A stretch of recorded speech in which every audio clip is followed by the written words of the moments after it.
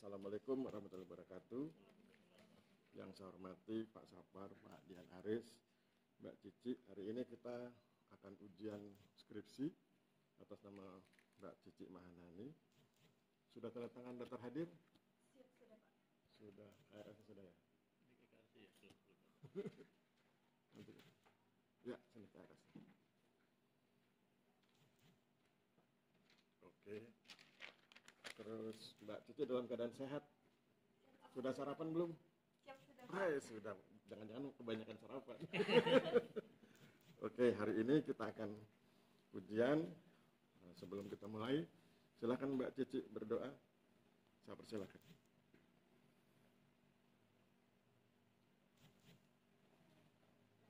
Oke, cukup. Ya, jadi nanti acaranya itu Mbak Cici presentasi 10 menit aja, jangan lama-lama karena kami bertiga sudah hafal, sudah tahu di mana lubang-lubangnya itu. Kemudian nanti sudah Mbak Cici presentasi, saya persilakan Pak Dian Aris bertanya duluan, menguji. Kemudian Pak Sapar, nanti saya terakhir. Ya. Oke, saya persilakan Mbak Cici. Sebelumnya terima kasih atas waktu yang diberikan Pak Aristiono, Pak Sapar, dan Pak Dian Aris. Di sini saya akan memaparkan hasil penelitiannya yang berjudul dampak pemberdayaan masyarakat melalui penanganan akses reforma agraria terhadap peningkatan pendapatan masyarakat. Studi di Desa Jarum, Kecamatan Bayat, Kabupaten Klaten. Nah, untuk penelitian saya ini ada 4 rumusan masalah saya, yaitu yang pertama ada bagaimana bentuk penataan akses yang dilakukan oleh para pihak untuk meningkatkan pendapatan masyarakat, kemudian siapa saja pihak yang berperan dan apa perannya dalam penanganan akses reforma agraria, kemudian bagaimana pendapatan masyarakat setelah program itu, kemudian apa saja faktor penghambat dan pendorong implementasi programnya. Untuk metode penelitian saya menggunakan metode kualitatif dengan pendekatan deskriptif. Untuk lokasinya Desa Jarum, kemudian subjeknya dengan kriteria yang saya pilih yaitu penerima manfaat program penanganan akses reforma agraria dengan mata pencahariannya yaitu sektor UMKM batik kain. Selanjutnya untuk rumus yang pertama yaitu pemberdayaan masyarakat melalui akses reform di Desa Jarum. Untuk tahun pertama itu ada yang pertama adalah kegiatan pemetaan sosial. Nah, pemetaan sosial ini adalah kegiatan untuk mengetahui kondisi demografis, geografis dan lain-lain yang dilakukan oleh staf kantor pertanahan Kabupaten Klaten. Kemudian pemetaan sosial ini juga dilakukan untuk mengetahui permasalahan-permasalahan yang dihadapi oleh UMKM masyarakat Desa Jarum. Nah, kemudian dari hasil pemetaan sosial selanjutnya dilakukan penyuluhan. Nah, penyuluhan di Desa Jarum itu yang pertama ada 2 kegiatan. Yang pertama ada penyuluhan pertanian jagung, kemudian yang kedua penyuluhan terkait UMKM bersama dinas-dinas terkait. Nah, dari hasil penyuluhan tersebut kemudian dirapatkan oleh tim akses reforma agraria untuk membentuk penyusunan model pemberdayaan. Nah, model pemberdayaan yang dibentuk di sana yaitu adalah model CSR. Kemudian selanjutnya ditindaklanjuti dengan kegiatan pemberdayaan masyarakat melalui pendampingan usaha untuk yang pertanian dengan PT Agri Kencana Perkasa yaitu pelatihan pengolahan limbah jagung. Kemudian yang UMKM bersama Paramarta Digital Studio yaitu mengoperasikan marketplace untuk lebih meningkatkan kualitas penjualannya. Kemudian pada di tahun kedua ini kegiatan utamanya adalah penataan dan atau penguatan kelembagaan.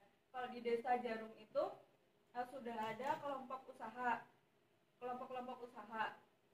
Contohnya ada KWT Matahari dan Batik Pendopo. Jadi di sana itu lebih dominan penguatan kelembagaan saja. Kemudian hasil penguatan kelembagaan itu dilakukan pemetaan sosial oleh staf kantor wilayah Jawa Tengah, yang dari pemetaan sosial tersebut dianalisis kebutuhan dari lembaga di UMKM di Desa Jarum. Nah, hasil analisis tersebut berupa bahwa masyarakat UMKM di Desa Jarum itu membutuhkan akses pasar yang lebih luas, dan kemudian ditindaklanjuti lagi dengan kegiatan kegiatan fasilitasi. Ada 3 fasilitasi, yaitu yang pertama fasilitasi produk UMKM dalam gerela daerah kantor pertanahan Kabupaten Klaten. Kemudian ada fasilitasi produk UMKM dalam kurasi produk kantor pertanahan wilayah Jawa Tengah. Kemudian ada fasilitasi produk UMKM dalam bazar kantor pertanahan Kabupaten Klaten.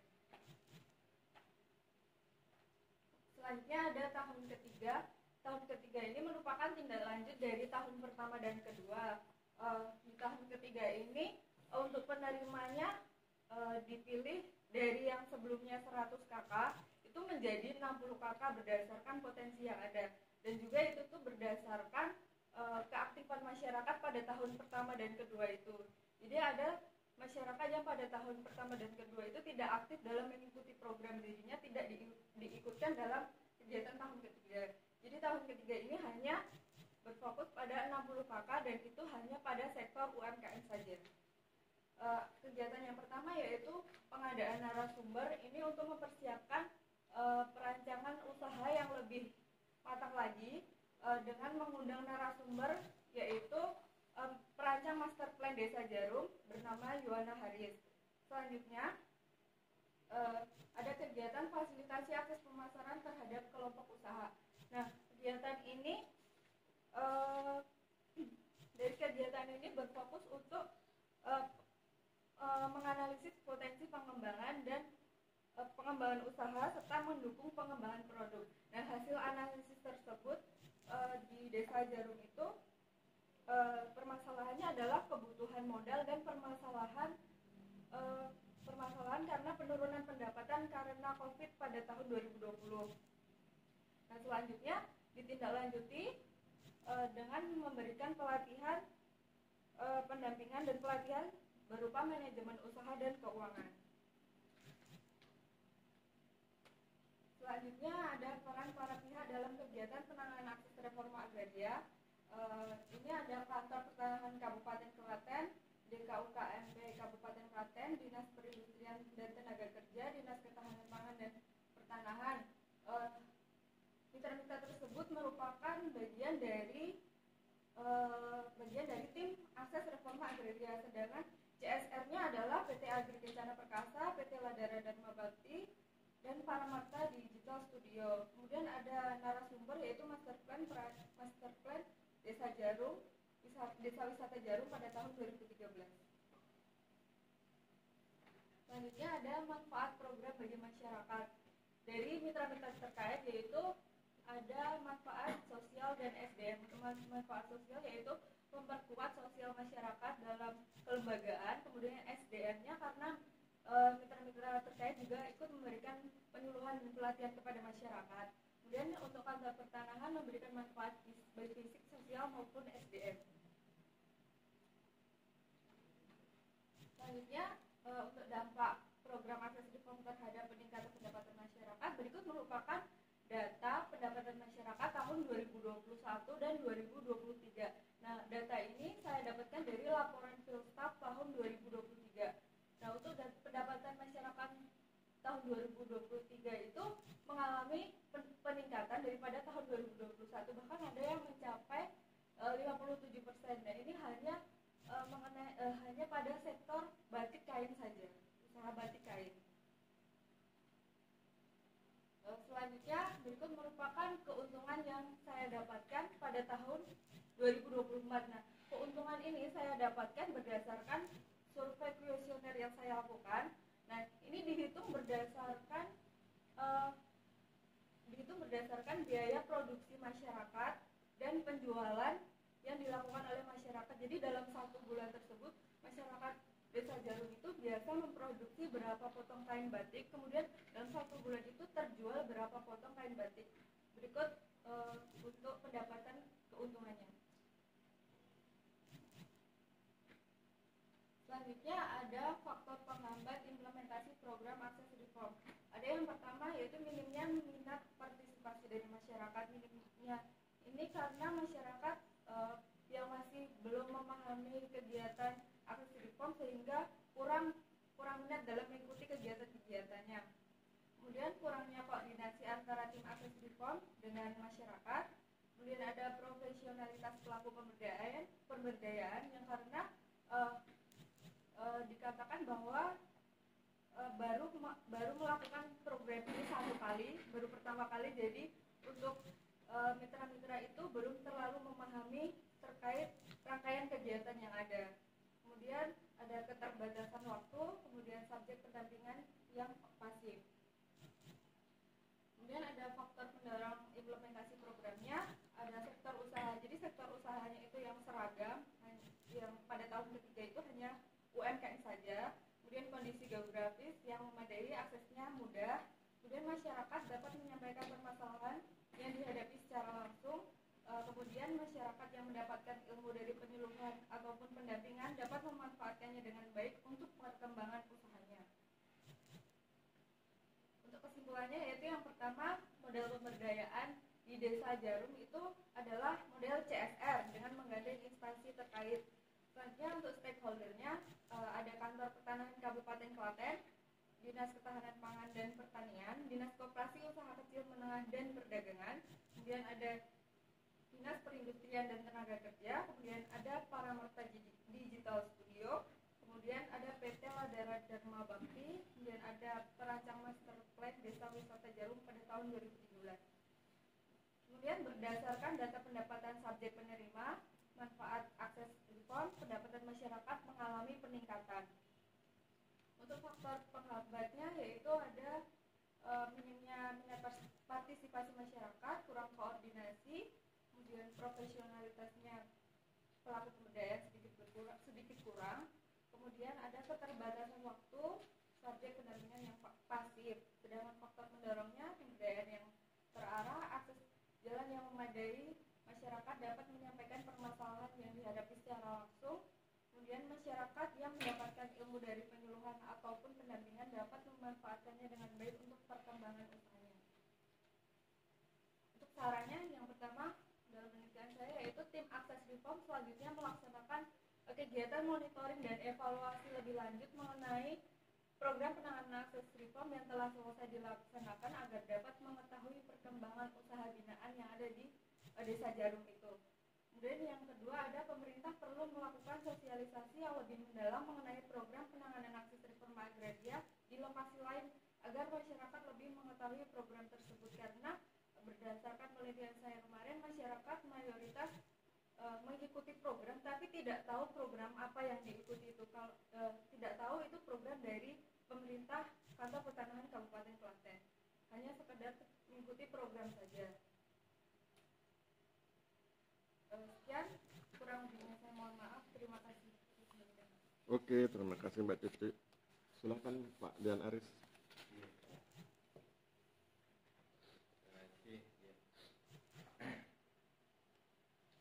Saya ngikutin terus ya Cici. Siap Pak. Saya ngikutin terus ya Pak. Oke. Dari awal. Udah nggak apa-apa. Saya tanya lagi. Iya Pak. Oh ya. Sampai pertanyaan itu kenapa akses respon ada di Desa Jarum? Sampai pertanyaannya sampai di situ. Ada kegiatan apa kantor pertanahan di sana? Kemarin jawabnya apa? Di sana ada sebelumnya itu ada kegiatan penataan aset pada tahun 2019 dan Prona pada tahun 2011 itu sebagai dasar pelaksanaan kegiatan penataan akses pada tahun 2021 itu Pak. Ya di awal itu kan belum nemu. Iya, yang waktu sempro itu belum Nemu alasannya. Saya mau nanya, RA itu jatuh di mana? reforma agraria, Peraturan Presiden nomor 62 tahun 2018. Tahun berapa? 2018. Yang tahu boleh deh kita lihat juga apa.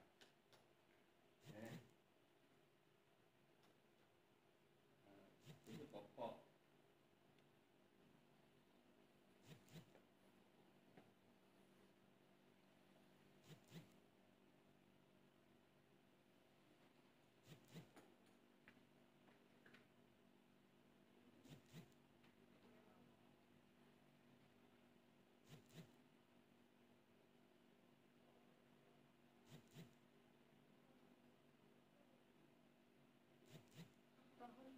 2023. Ya, 2023. Ya, itu tapi yang tahun 2018 sudah dicabut ya. 2023. Kalau GTRA itu kamu menyebut GTRA.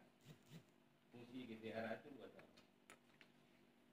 Fungsi GTRA untuk melaksanakan program akses reformnya itu Pak, mendampingi field staff-nya untuk melaksanakan program akses reform di kabupaten. GTRA. Itu kalau untuk UMKM terlibat nggak sih? Ya kamu kan nggak jelaskan itu GTRA di proses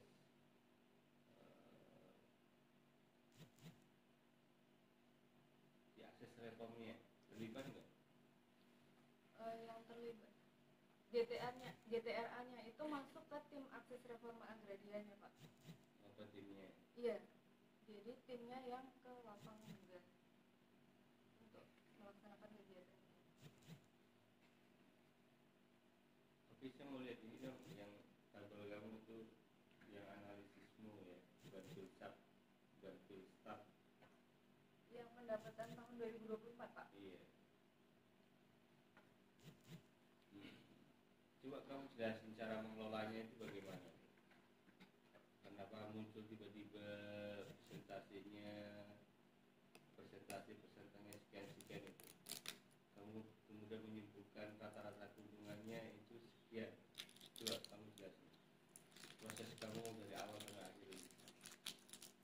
Pertama itu awalnya itu saya pas wawancara itu langsung menanyakan untuk terkait pendapatannya, tapi tidak semua masyarakat kan bersedia menginformasikan pendapatannya secara langsung Pak. Jadi saya pertama itu saya langsung ganti cara dengan menghitung biaya produksi masyarakat, biaya produksi batiknya itu dalam 1 bulan itu rata-rata memproduksi berapa potong batik. Nah kemudian jumlah tenaga kerja mereka itu berapa, itu dihitung juga. Itu untuk biaya, modalnya, itu termasuk modalnya. Kemudian presentase keuntungan ini untuk menghitung kan batik itu memiliki harga yang berbeda-beda Pak. Dari satu potong sama potong yang lain itu memiliki harga berbeda-beda, tergantung berdasarkan tingkat kehalusan ataupun tingkat warnanya. Nah kemudian dihitung dari situ modalnya berapa, kemudian dari modal itu didapatkan harga batik sebelum mendapatkan keuntungan, jadi harga awal batik. Kemudian saya menanyakan setiap potong itu mengambil keuntungan berapa persen dari setiap potong batik, penjualan batik itu ada yang mengambil keuntungan 20%, 30%, sampai dengan ada yang 40%. Nah itu tergantung jenis batiknya, bahkan ada yang bilang tergantung siapa yang membeli. Kemudian dihitung pendapatan dari situ, keuntungan dari situ, dari keuntungan persen-persen itu.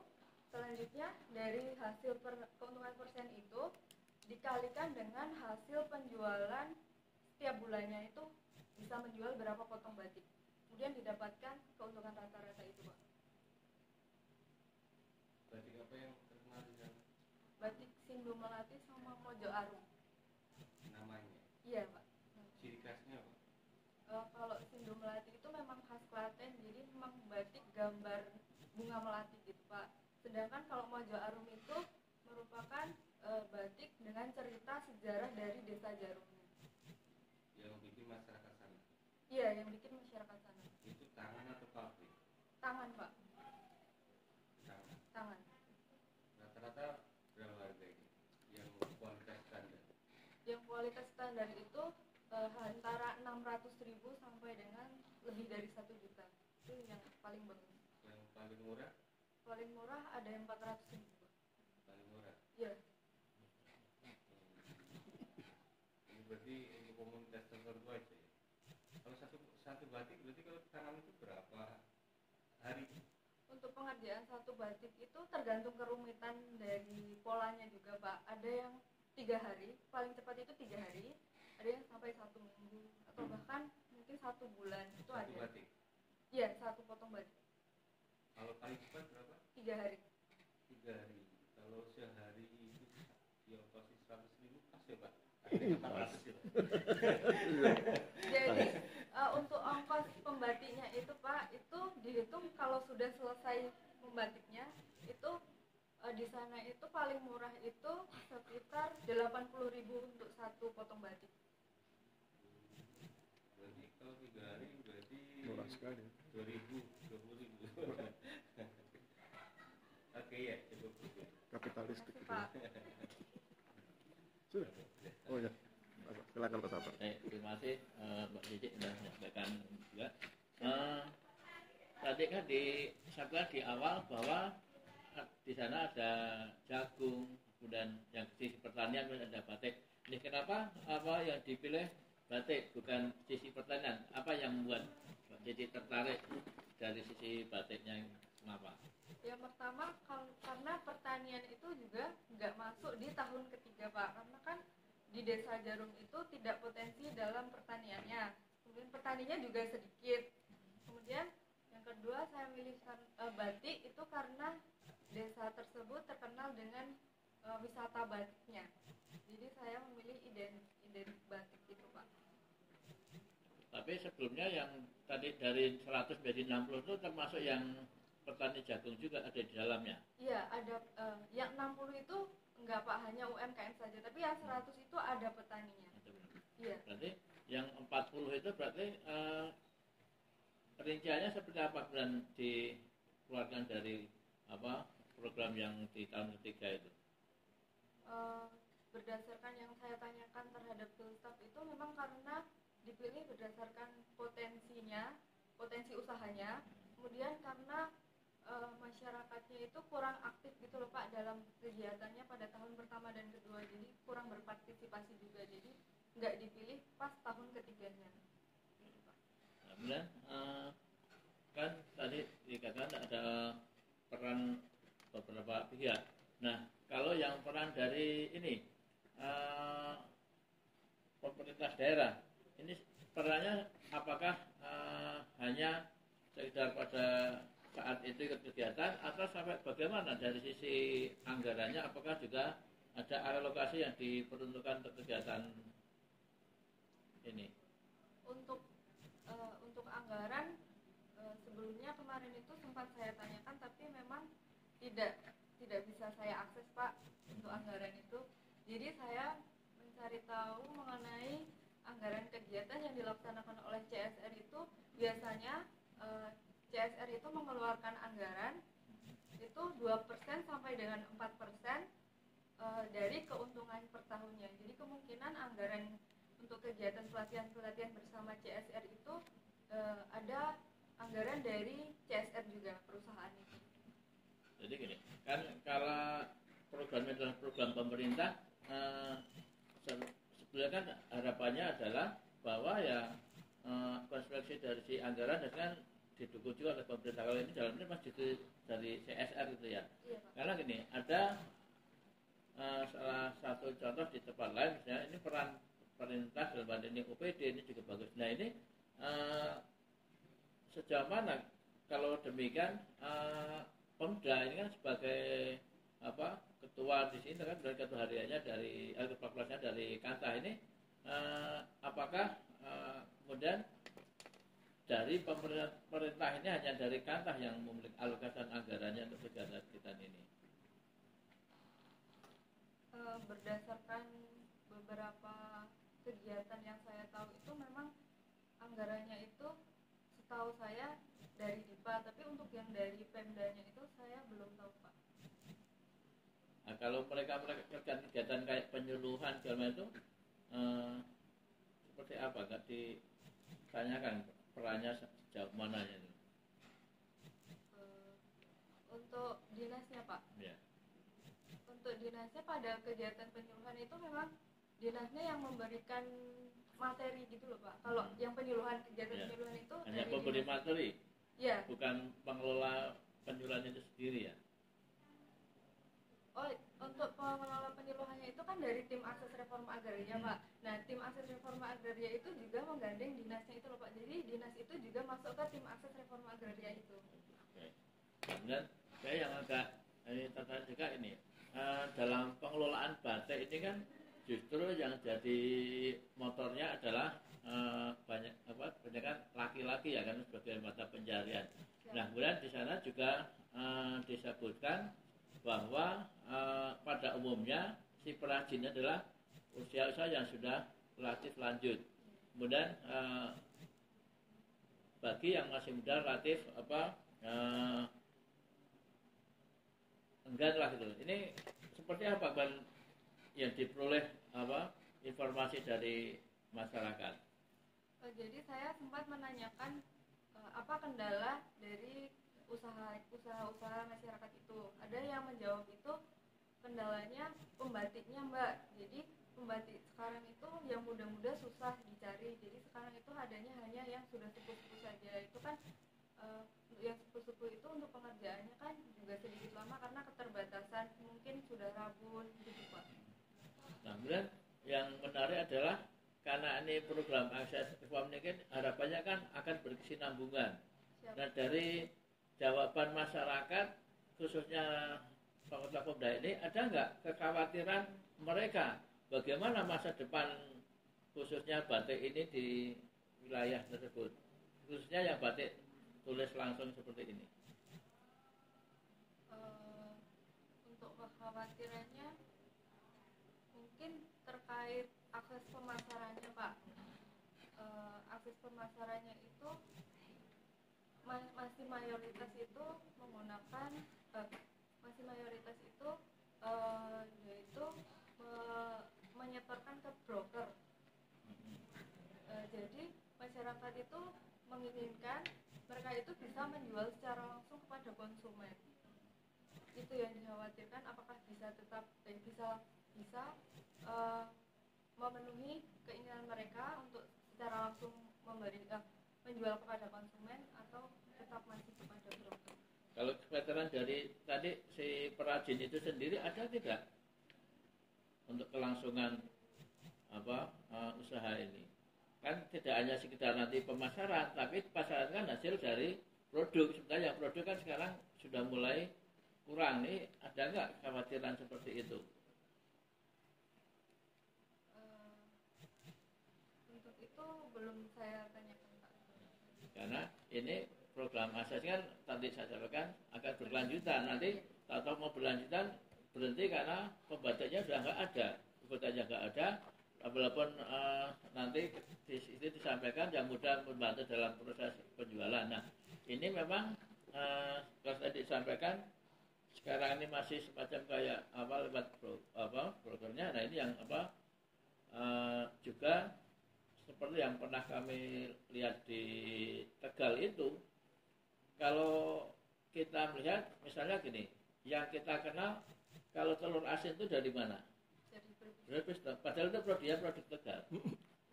Produknya Tegal, telurnya dari Tegal, dijual dikasih stempel dengan Brebes karena yang punya nama Brebes. Ini yang seperti yang dikhawatirkan oleh masyarakat. Tidak bisa ketemu dengan pembelinya langsung, tapi justru lihat perantara. Nah perantara ini yang biasanya pada umumnya dia akan lebih untung. Nah ada nggak kemarin bulan usaha bagaimana dari CSR juga misalnya membangun seperti tempat atau gerai untuk mempasarkan produk-produk ini? Ada nggak upaya untuk itu, untuk memutus itu tadi agar si perajin ini bisa memperoleh keutamaan lebih gitu loh? Ada nggak? Untuk upaya dari CSR-nya itu ada di tahun keduanya itu Pak, yang ada fasilitasi produk UMKM di kantor pertanahan itu Pak. Itu upayanya. Itu udah ini belum? Kamu udah cek di Shopee belum? Di Shopee ada yang sudah punya, tapi ada yang memang belum punya. Shopee itu lebih masif daripada yang mau menggapai se Indonesia ya Pak, Shopee. Dan dari sisi faktor penghambat ini dikatakan ada kurangnya koordinasi. Sementara kan kantor pertanahan sebagai ketua pelaksana harian ya sebenarnya.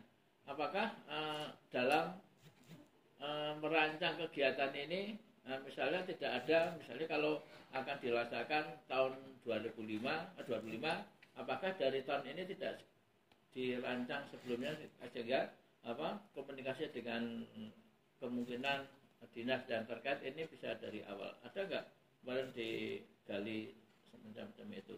Untuk penghambatnya itu kendala di bagian itu tuh karena itu tuh baru pertama kali kegiatan di desa itu juga Pak. Itu baru pertama kali dilakukan oleh kantor pertanahan Kabupaten Klaten. Jadi belum secara maksimal dilakukan untuk kegiatan di Desa Jarum itu Pak. Kalau di desa lain pernah melaksanakan nggak? Baru pertama kali di Desa Jarum itu Pak. Pertama kali. Nah, dan tadi juga dikatakan ada salah satu keterbatasan waktu. Nah ini apakah field staff itu dikatakan hanya sekali ketemu? Nah sebenarnya kan field staff itu bukannya dia harusnya melakukan pendampingan selama kegiatan? Keterbatasan waktu yang dimaksud itu field staff itu diberikan arahan arahan dari atasan Pak, itu hanya satu kali pendampingan saja gitu loh Pak. Jadi mungkin field staff belum terlalu mengerti hal apa saja yang perlu dilakukan untuk ke lapangan, jadi keterbatasan pas pendampingan field staffnya itu Pak. Berarti ya kontraknya sekitar 6 bulan itu. Iya Pak. Nah, selama 6 bulan itu kan seharusnya kan dia kan justru intens pendampingannya. Kalau hanya ketemu sekali ya, kalau kemudian masyarakat tadi dikatakan kurang paham ya mungkin akhirnya sangat dimaklumi. Kemudian pendampingan yang pasif itu maksudnya apa di sini? Karena kan dikatakan ada mindset yang masih konservatif gitu. Mananya apa yang dimaksud? Mungkin ketika penyuluhan itu masyarakat ditanya apa kendala yang dihadapi dalam usahanya itu, masyarakat tidak langsung, tidak semua masyarakat mau menginformasikan kendala-kendala yang dihadapinya gitu Pak. Dan ini kan kegiatannya adalah kegiatan pemerintah, dalam hal ini di tingkat kabupaten atau kota. Nah ini sampai di mana sih peran dari bupati tempat? Apakah kemudian sudah juga dikeluarkan misalnya ada SKGTR-nya seperti itu, sehingga harapannya kan ini bisa berjalan dengan baik? Ada nggak? Untuk SKGTRA itu yang saya dapatkan itu ada, tapi tahun 2023, sedangkan kan itu dimulainya tahun 2021 Pak. Yang tahun 2021 saya belum dapat. Berarti sudah di tahun ketiga? Iya, tahun 2023 itu tahun ketiga. Karena apa? Harapannya kalau tadi saya sampaikan ada nggak keterlibatan dinas itu kemudian mengalokasikan anggaran? Karena nanti kalau hanya di sekitar ada SK kemudian menunjuk siapa yang terlibat. Nah kalau ini peran dari Pemda dalam hal ini bupati tidak ada penekanan yang lebih, ya tentu ya tadi itu akhirnya bisa dikatakan mungkin itu tugasnya kantor pertanahan. Padahal ini kan masyarakat ini secara atau tidak kan bukan tanggung jawab satu instansi, tapi adalah tanggung bersama baik itu pemerintah maupun juga pihak swasta. Dan itu yang saya sampaikan. Terima kasih. Oke, terima kasih Pak Sapar. Jadi enaknya nanya terakhir itu bisa belajar. Saya belajar dari Pak Dian, saya belajar dari Pak Sapar. Pak Dian tadi fokus di upah, Pak Sapar fokus di anggaran. Saya ingin uji dua hal itu. Pertama saya ingin tanya, pemberdayaan masyarakat itu bertujuan untuk kebaikan atau keburukan masyarakat? Kebaikan masyarakat. Oke, sekarang mari kita lihat upahnya ya. Tadi Pak Dian sudah ulik ya. Upah per lembar kan 80.000 ya? Itu paling sedikit ya Pak. Ya, 80.000. Iya. Dikerjakan selama 3 hari. 3 hari. Berarti sehari dapat 26.000. Sekarang kita bandingkan dengan UMR. UMR itu 2 juta. Kemudian kalau dihitung per hari berarti 66.000. Pertanyaan saya, Mana yang kebaikan? Yang 66.000 atau yang 26.000? 66.000. Oh, berarti kan yang kamu maksud dengan pemberdayaan di sini sebetulnya sedang secara terselubung sedang ada proses membuat orang menjadi sengsara dengan diberi upah hanya 26.000 per hari, padahal kebutuhan dia bisa sekitar, hasil penelitian saya menunjukkan bahwa kebutuhan keluarga itu 2 juta per bulan. Jadi minimal dia harusnya dapatnya 66.000, tapi dia disengsarakan dengan 26.000. Maka apakah kamu menjadi semakin yakin bahwa pemberdayaan masyarakat di wilayah kerjamu itu di Desa Jarum itu menuai kebaikan atau menuai keburukan? Masih ada indikasi menuai keburukan. Menuai keburukan. Apa solusinya? Hapuskan pemberdayaan atau bagaimana?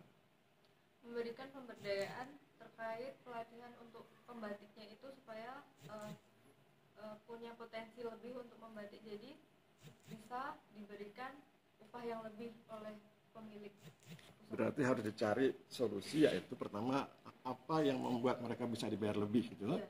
Kemudian melatih mereka agar bisa dibayar lebih, Iya. dan kemudian mewujudkan pembayaran lebih, sehingga kemudian pemberdayaan masyarakatmu itu tidak berdampak keburukan. Karena kalau dengan, apalagi kamu kan fokusnya ke batik, Siap, iya. kamu fokusnya ke batik, kamu bilang untung, ternyata yang untung pengusahanya tuh, Iya. bukan pekerjanya. Jadi menurut saya ini adalah bentuk pemberdayaan masyarakat yang menuai keburukan bagi masyarakat. Penelitianmu ini sebetulnya sedang bicara tentang sebuah pemberdayaan masyarakat yang menuai keburukan bagi masyarakat, tetapi memang menguntungkan bagi para pengusaha. Jadi yang diberdayakan pengusahanya, bukan masyarakatnya. Jadi judul pemberdayaan masyarakatnya keliru. Pemberdayaan pengusaha harusnya. Ya. Itu hasil belajar saya dengan Pak Dian. Sekarang hasil belajar saya dengan Pak Sapar mengenai anggaran. Kamu kan sudah bilang bahwa format akses reformnya itu adalah CSR, ya? Iya. Bentuk akses reformnya CSR. CSR itu apa? Corporate Social Responsibility. Kalau itu adalah corporate social responsibility, kenapa anggarannya hanya dibebankan kepada Kementerian ATR BPN? Kenapa hanya Kantah yang nanggung anggaran? Padahal kan corporate social responsibility ada tanggung jawab anggaran di situ. Iya, karena saya sebelumnya saya memang belum dapat data anggaran dari kantor Pak. Saya tidak mendapatkan akses itu.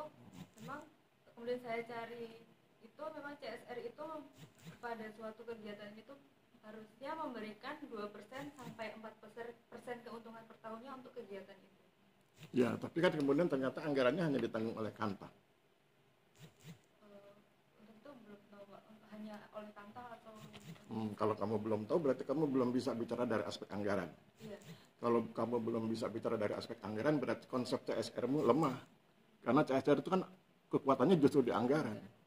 Berarti ketika kamu lemah di CSR, kajianmu tentang CSR lemah, maka kamu nggak bisa mengklaim bahwa formatnya adalah CSR. Kamu nggak bisa bilang bahwa akses reformnya itu bentuknya adalah CSR. Karena kamu nggak punya data tentang aspek keuangan. Padahal CSR itu kekuatannya justru di keuangan. Yang menunjukkan mereka CSR atau tidak itu di keuangannya. Itu kan menyisihkan sebagian keuntungan perusahaan. Gitu ya. Oke. Itu hasil belajar saya dengan Pak Dian dan Pak Sapar. Sekarang kita masuk ke dalam. Saya paling senang metodologi ya. Kenapa kamu gunakan metode penelitian kualitatif? Kenapa tidak kuantitatif? Padahal kamu lihat ada angka-angka yang bisa dikuantitatifkan. Dan itu kalau dimainkan dengan kuantitatif keren sekali. Karena menurut saya angka-angka ini bisa dijabarkan secara kualitatif juga Pak. Tidak harus secara kuantitatif. Jadi alasanmu menggunakan metode penelitian kualitatif apa? Untuk mendeskripsikan dari hasil pendapatan masyarakat itu dideskripsikan, digambarkan secara kualitatifnya itu Pak. Ada hubungannya nggak jawabanmu dengan rumusan masalah?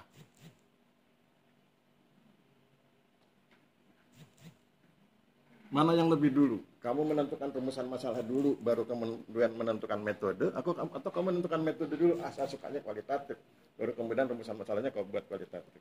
Menentukan rumusan masalah dulu Pak. Menentukan rumusan masalah. Jadi harusnya itu alasannya, ya bukan karena ada angka-angka ini. Iya. Jadi rumusan masalahnya kan menuntut kamu untuk menggunakan metode penelitian kualitatif ya. Coba kita lihat rumusan masalahnya. Nomor 1, bagaimana bentuk. How itu kan cirinya dijawabkan dengan kualitatif. Kalau kuantitatif kan how much ya. How. Terus nomor 2, who. itu kualitatif. Nomor 3 how lagi. Nomor 4 which ya, apa faktornya. Jadi itu 1, 2, 3, 4 itu menjadi alasan kamu menggunakan metode penelitian kualitatif. Pertanyaan berikut. Ketika kamu menggunakan definisinya Fadli 2021, itu Fadli 2021 halaman berapa? Karena ketika saya cek, nggak ketemu definisi ini. Kan kalau kamu tulis Fadli 2021 halaman sekian, itu saya bisa cek halaman berapa. Nggak tahu ya? Oke, kalau nggak tahu kita lanjut pertanyaan berikutnya. Oke, nggak tahu. Berarti nggak boleh, harus tahu halamannya supaya bisa dicek oleh penguji. Kemudian mari kita lihat definisinya ya.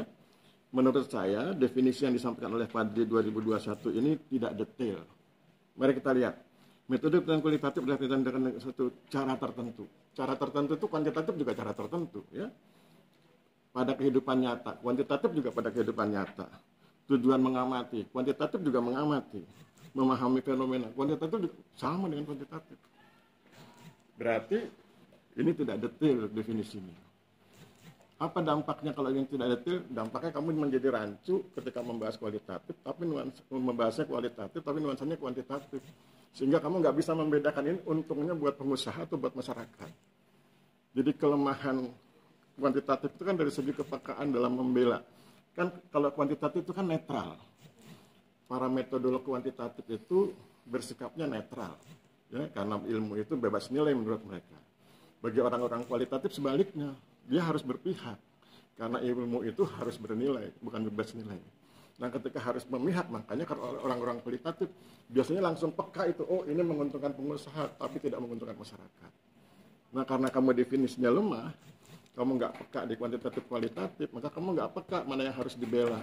Maka kemudian skripsimu menguntungkan pengusaha, tapi tidak menguntungkan masyarakat. Itu yang saya bilang, pemberdayaan masyarakatnya bernuansa keburukan buat masyarakat. Gitu ya. Nanti perbaiki, cari literatur yang lain. Apalagi ini kebanyakan tahun 2008-2009. Cari literatur terbaru supaya kamu lebih peka melihat masyarakat. Oke, kita lanjut halaman berikut. Halaman 26. Kan kalau kualitatif istilahnya kan informan ya, bukan responden. Oke. Nah, kamu di sini nulis subjek penelitian. Tetapi kamu tidak menulis siapa informannya. Subjek penelitian itu kan kelompok besarnya, sekian puluh ribu, mungkin ratus. Ya. Nah, informan itu orang-orang tertentu, mungkin 10 atau 20 orang yang kamu wawancarai. Itu bedanya subjek dengan informan. Nah, kamu informannya belum jelas di halaman 26 itu. Jelas nggak informannya? Belum jelas. Karena jumlah informannya nggak jelas, teknik pemilihan informannya juga nggak jelas. Kamu gunakan purposive atau snowball? Untuk memilih informan itu kamu gunakan purposive atau snowball? Purposive, Pak. Nah, ketika kamu gunakan purposive, kemudian apa dasarnya menggunakan purposive? Ada, Pak. Dasarnya itu penerima manfaat program akses reform di Desa Jarum yang mata pencahariannya itu UMKM Batikain. Oke. Nah, apa hubungannya purposive dengan populasi? Populasi itu keseluruhan dari masyarakat, yaitu penerima itu populasinya. Kemudian untuk sampelnya itu penerima manfaatnya itu. Kalau kamu gunakan populasi kan kamu sebetulnya ingin mengeneralisir, toh? Iya. Tetapi kan kamu kemudian karena menggunakan metode kualitatif itu menolak generalisasi. Itu yang saya bilang rancu. Ya. Sehingga apa? Sehingga kemudian kamu ngomongnya populasi, generalisasi, tapi kamu ketika bicara fokusnya hanya ke batik. Karena kan banyak aspek lain ya. Oke, masih di halaman 26. Itu kamu gunakan istilah variabel, definisi operasional konsep dan variabel. Oke. Lihat halaman 27 juga masih menggunakan variabel penelitian. Variabel itu fenomen itu terminologinya orang-orang kuantitatif. Variabel itu kan peubah yang mempunyai variasi nilai. Ini loh, yang keuntungan per bulan, ini variabel. Nah, padahal kalau kamu kualitatif kan pertanyaannya bukan how much, bukan seberapa besar, tapi how. Kalau how itu konstruksinya. Misalnya ngomong keuntungan, kalau how much ini keuntungannya.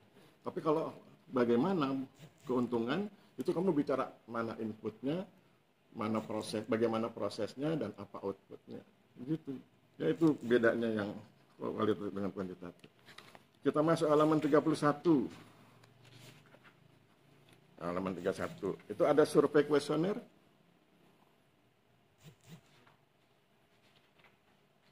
Iya, Pak. Ya. Padahal kamu kan kualitatif.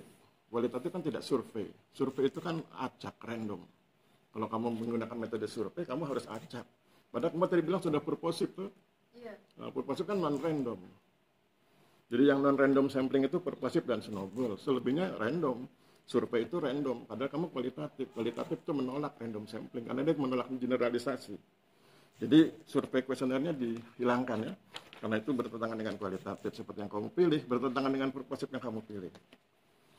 Oke. Sekarang kita main substansi. Halaman 56. Halaman 56. Itu di paling atas. Saya bacakan ya. Usulan tersebut nantinya akan dikaji oleh Dinas Ketahanan Pangan dan Pertanian untuk menentukan jenis bantuan yang dibutuhkan oleh masyarakat. Pertanyaan saya, itu utopia atau realitas? Yang kamu sampaikan itu. Usulan tersebut nantinya akan dikaji oleh Dinas Ketahanan Pangan dan Pertanian untuk menentukan jenis bantuan yang dibutuhkan oleh masyarakat. Ini utopia atau realitas? Utopia. Nah, kalau utopia realitasnya bagaimana? Seharusnya usulan tersebut telah dikaji oleh dinas tersebut. Di bagian mana di skripsimu yang menunjukkan realitas? Belum ada ya? Sepertinya untuk terkait itu belum. Belum. Padahal kan skripsimu kan bicara realitas ya. Ini kan penelitian tentang realitas, bukan tentang utopia. Kan kamu penelitiannya penelitian pertanahan, bukan filsafat pertanahan. Nah, kalau filsafat pertanahan boleh utopia. Oke, masuk halaman 63, masih tentang isi. Ini ada alinea kedua, baris ketiga dari bawah. Saya bacakan ya. Ketekunan dan kerumitan dalam membatik membuat anak muda kurang menyukai profesi tersebut. Sudah ketemu ya? Pertanyaan saya, ini masalah bukan? Masalah, Pak. Oke, kalau masalah solusinya apa? Diberikan solusi untuk meningkatkan minat anak muda itu dalam membatik itu, Pak. Iya, di halaman berapa? Belum ya? Jadi banyak sekali peninggalan masalah yang kamu buat. Solusimu itu jadi tidak menyelesaikan masalah, malah bikin masalah. Oke, halaman penutup. Kesimpulan. Di poin 1, bentuk badan masyarakat. Ya. Ini yang saya kritik tadi ya, kan kamu bilang bentuk badan masyarakat CSR. Saya kritik karena corporate social responsibility itu tidak kamu pahami tentang aspek keuangannya itu. Jadi kamu ganti itu, jangan model CSR. Ya. Silakan nanti kamu cari literatur yang lain. Sekarang saya ingin ini program penanganan akses reform. Yang betul itu penanganan atau penataan? Penataan akses. Penataan akses ya. Kalau penanganan handling itu kan belum tentu ditata ya. Oke, terus yang berikut di poin 2 tentang stakeholder. Ini kan tentang stakeholder, tentang orangnya, tentang tokohnya, tentang pihaknya. Pertanyaan saya, apa perannya? Kan padahal rumusan masalahmu kan 2 itu. Orangnya dan perannya ya. Iya, Pak. Rumusan masalahnya kan begitu ya. Siapa saja yang berperan dan apa perannya. Kenapa di kesimpulanmu yang poin 2 cuma bicara orangnya, cuma bicara tokohnya? Lupa. Belum mencantumkan perannya. Maaf, tapi berarti lupa tuh. Oke, kalau itu lupa di kesimpulan, ada nggak di pembahasan tentang perannya? Ada, Pak. Oke, berarti nanti dimasukkan ya. Terus kemudian yang poin 3, berdasarkan data pendapatan, kemudian pendapatan masyarakat mengalami peningkatan. Ini tuh yang kau bilang meningkat tuh. Iya, Pak. Tapi kan ini pendapatan pengusaha tuh, Iya. bukan pendapatan masyarakat. Itu yang saya kritik, jadi pemberdayaan pengusaha. Ya. Nah, kemudian kesalahan berikutnya adalah pertanyaanmu kan how, bukan how much, bukan seberapa besar pendapatan, bukan seberapa besar peningkatan. Karena kamu jawabannya kan 57%. Itu kalau pertanyaannya seberapa besar peningkatan pendapatan. Pertanyaanmu kan how, bagaimana pendapatan. Nah, kalau pertanyaannya adalah how, bagaimana pendapatan, maka kamu jelaskan konstruksi perolehan pendapatan. Jadi konstruksi Bagaimana sih caranya sampai bisa memperoleh ini gitu loh. Itu namanya how, itu kualitatif dengan kuantitatif bedanya di situ. Jadi bagaimana pendapatan masyarakat atau bagaimana peningkatan, nah, dijelaskan konstruksi peningkatan pendapatan masyarakat meliputi 4 hal sebagai berikut. Titik 2, 1 input, apa inputnya? 2 proses, bagaimana prosesnya? 3 output, outputnya apa hasilnya? Nah, nanti aku bilang 57% itu di outputnya itu. Ya. Kemudian outcome, apa dampaknya? Dan tadi saya ingatkan dampaknya itu perlu kamu kritisi bahwa ini hanya berdampak buat pengusaha, tapi tidak berdampak buat atau belum optimal dalam memberikan dampak positif buat masyarakat. Ya. Itu kemudian halaman 70 di poin itu ya, ketika kamu ngomong itu loh, faktor penghambat. Ya. Kemudian ada faktor pendorong. Sedangkan faktor pendorong implementasi 1 pemberdayaan yang terarah.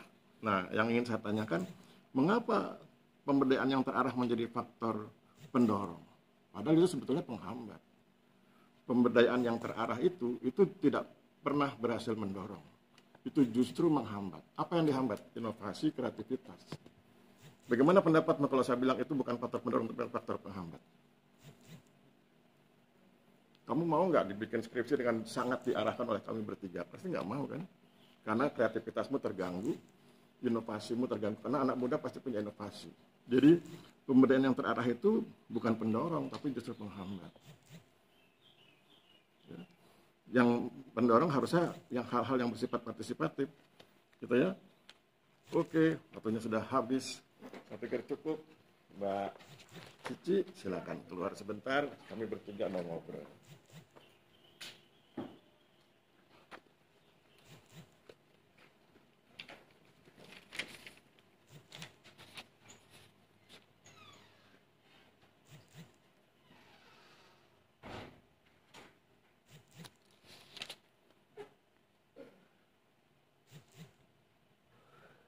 Pak Safar ngasih berapa? Oke. Oh iya, kalau gitu aku menyesuaikan. Makanya aku lihat tanya dulu.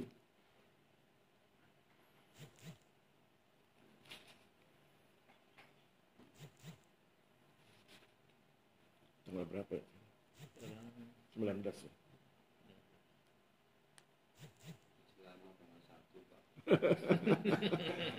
Sekarang nggak terasa tanggal 1-nya karena langsung masuk rekening istri. Tiba-tiba ada, oh rekeningnya sudah berkurang. Nah, itu.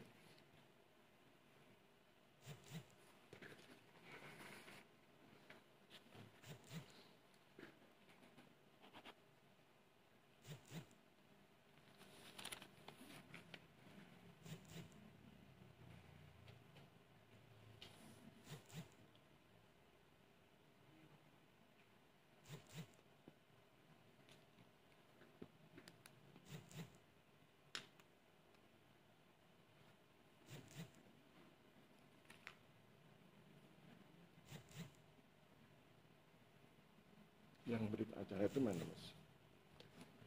Yang lulus dengan nilai sekian, dikasih waktu sekian.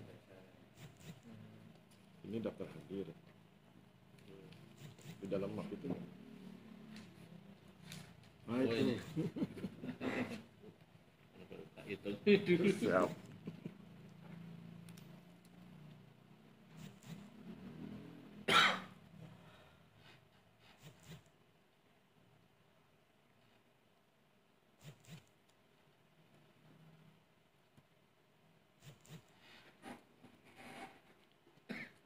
Sembilan belas tambah 7, 26.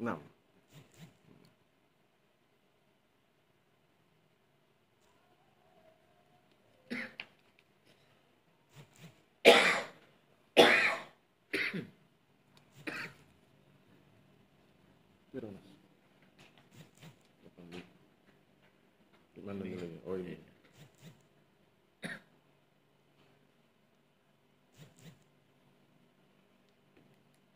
Oke.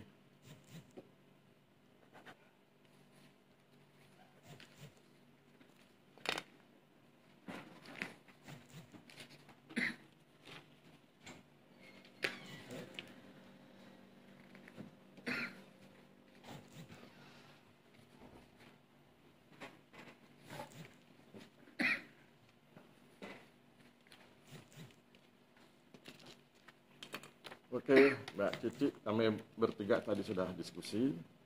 Terus kami bertiga sepakat bahwa pada hari ini Jumat 19 Juli 2024 telah menempuh ujian skripsi atas nama Cici Mahanani. Hasil ujiannya kami bertiga sepakat Mbak Cici dinyatakan lulus. Tentu dengan perbaikan karena banyak hal yang harus diperbaiki karena kita bertiga tadi mengkritik ya. Kemudian dikasih waktu perbaikan sampai dengan tanggal 26 Juli 2024. Kalau nanti gagal kita ujian ulang. Kemudian nilai ujian skripsinya adalah 85,49 atau orang bilang A ya. Saya pikir demikian. Sebelum kita tutup, saya ingin Pak Dian Aris menasihati Mbak Cici. Silakan. Yang Pak mewakili satu orang. Pak Sapar aja yang tahu seluk-beluknya. Silakan.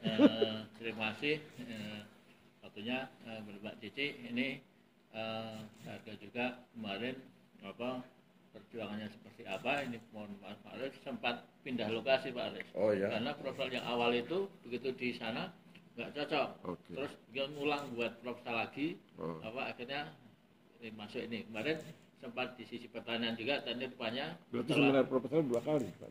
Artinya dia udah buat anggaran terus dan terus dia telepon Pak ini pindah saya bilang gitu karena kondisi yang di ini nggak sesuai dan terkait yang tadinya mau secara umum tidak nyapatik tetapi akhirnya karena setelah kita kegiatan nggak ada itu pindah itu fokusnya. Nah ini saya kira perjuangannya karena Mbak C dari umum ya itu ini perjuangan yang cukup melelahkan.